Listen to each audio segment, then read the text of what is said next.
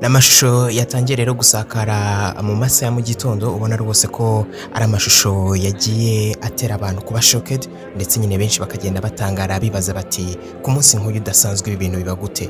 Ni gute umusore yifata agaterera ivu umukobwa yarangiza akamwanga mu bantu kandi bangana kuriya, dore ko yanamusebeje cyane, abantu benshi bakibaza bati ese ntabwo bari basanzwe bakundana?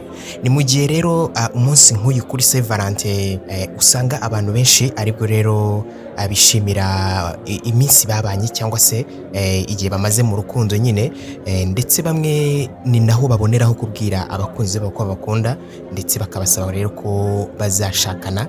Ni ku inshuro rero uyu musore yagerageje guporopoza uyu mukobwa, umukobwa arangije aramubwira ati oya baby, oya haguruka, haguruka rwose tugende, ibi ntabwo ari byo.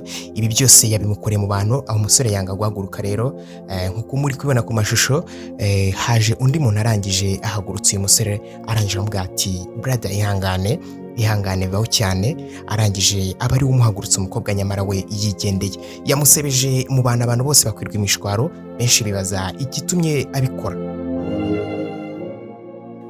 Bamwe bagiye rero bavuga bati aba ntabwo bari basanzwe bakundana, ahubwo ni umusore washatse nyine gutungura uyu mukobwa, ashobora kuba nyine umukobwa narifitiye undi musore yikundira, dore ko nyine iki gihe ariko ibintu usanga biteye.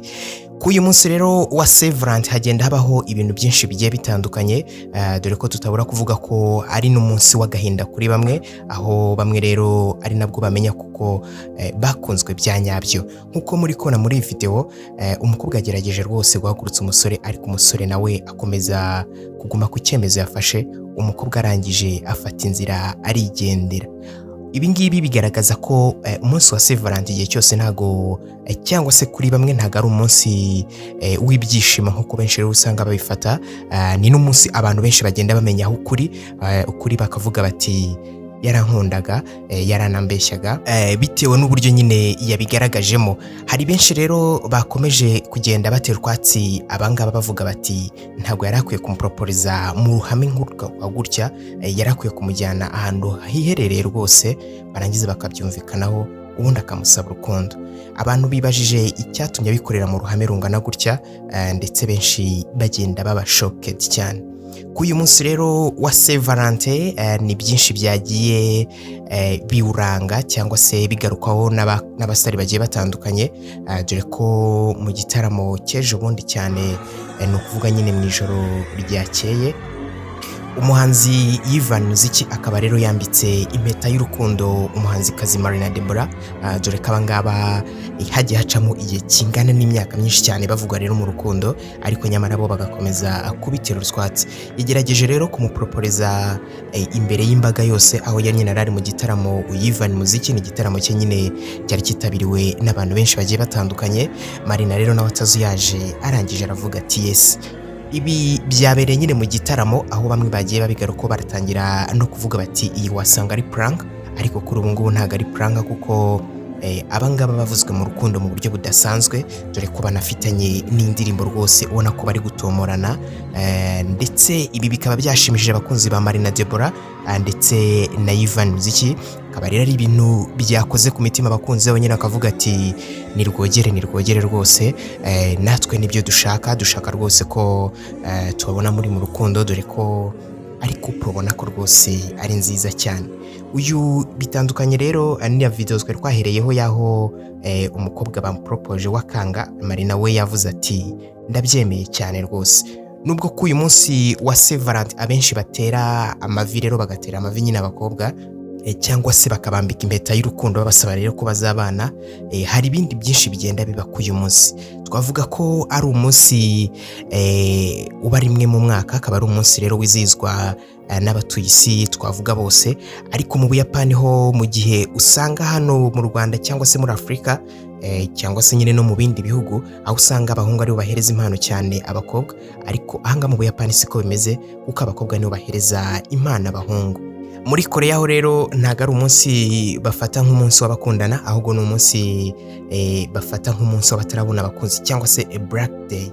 Mu gihe twebwe usanga ari umunsi wahariwe rero abakundana, bo ni umunsi rero bavuga bati ni umunsi wo kuzashaka inshuti, ni umunsi rero wo guhiga inshuti tukazabana muri ubu buzima nyine. Naho rero muri Denmark bo bohereza amabaruwa cyangwa se amabaruwa asekeje cyane, ni ukuvuga nyine bakayohereza abakunzi babo, aho usanga nabo nyine batawufata nk'umunsi w'abakundana cyane. Hari ibihugu bimwe usanga ari umunsi bafata nk'ikintu gikomeye cyane. Gusa ikindi wamenya ni uko abarenga miliyoni 50 boherezanya impano, ni ukuvuga abarenga abantu miliyoni 50 boherezanya impano, haba indabo cyangwa se shokora ndetse n'impeta. Dore ko n'ikindi gikundwa rero guhabwa mu mpano ari udukinisho, ari ibipupe nyine cyangwa se ibikinisho by'abana, nibyo bikunda rero gutangwa k'uyu munsi wa Saint Valentin.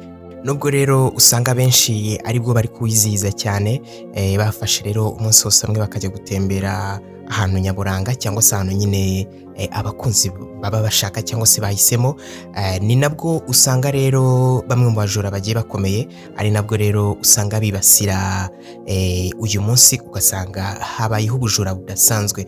Hari abajura bagiye bamenyekana rero k'uyu munsi wa Saint Valentin bagiye bakora ibidasanzwe, ariko ni ukuvuga nyine mu bihugu biteye imbere, no kuvuga nyine hariya muri Leta Zunze Ubumwe za Amerika. Abajura rero bakunze kwifashisha uyu munsi wa Saint Valentin, ubundi bagacucura rero bamwe mu bakobwa babeshya bababwira ko babakunda, ubundi rero bakabambura bakabasiga bererana. Gusa nanone rero tugenda tugana no ku musozo, ntitwakibagirwa kubabwira ko uyu munsi nyine wa Saint Valentin hariho nyine uyu Valentin yari umupadiri nyine wabaye mu kinyejana cya 3, no kuvuga i Roma. Uyu rero yafashaga abakundanaga gushyingiranwa mu ibanga, ni mu gihe nyine umwami yari yamaze kubica, kuko umwami Claudius wa kabiri yari yarabujije abasirikare gushaka, avuga ko abagabo bakundanye batitanga ku rugamba. No kuvuga iyo bagiye ku rugamba nyine usanga hari aho bagera ntibarwane cyangwa se ngo bitange kugira ngo barwanire igihugu, ahubwo bo bakavuga ati dufite abakunzi kandi tugomba gutaha turi bazima. Uyu rero yaravuze bati ibintu byo gushyingiranwa mu bireke, ariko uyu Valentin rero we yakomeje kubashyingira mu ibanga nyine ari uyu mupadiri. Gusa ibi ntabwo byaje gutinda, kuko baje kumutumaho arangije yicwa rero ku itariki ya 14 Gashyantare. Niba rero ushaka byinshi kuri Valentin cyangwa se k'uyu munsi wa Saint Valentin, byandika muri comment, turakomeza tubabwire. Gusa rero turakanda subscribe, nagusaba kuyikanda kugira ngo byose byiza nyine birano bije bikugeraho 5 kuri 5. Mwabanye nitsaho kandi ndabashimiye.